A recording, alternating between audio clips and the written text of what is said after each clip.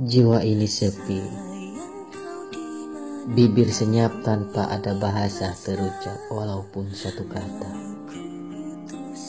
Hati ini membisu terdiam tanpa suara, terhipnotis oleh kenangan itu ogah berlalu.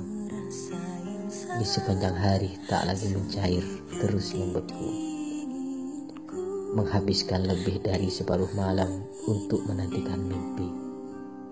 Secangkir kopi, batang per batang rokok telah kuhabisi yang setia menemani. Rasa ini tak terdefinisi, karena terkadang hanyalah berilusi, halusinasi dan imajinasi yang tidak terdeteksi.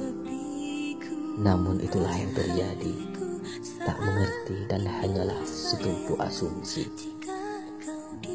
Serangkai kata, tarian jari tangan mewakili rasa yang terpendam belum tercapai, masih tersimpan. Di sini yang kunanti kepastian sebuah janji.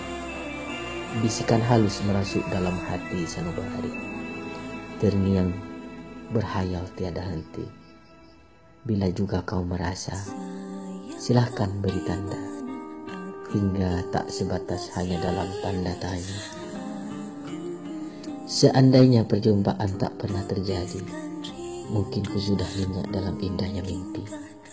Bukan maksud untuk menyesali ataupun menolak yang sudah pasti, karena kau pun tahu, burung takkan pernah bisa terbang kalau salah satu sayapnya patah.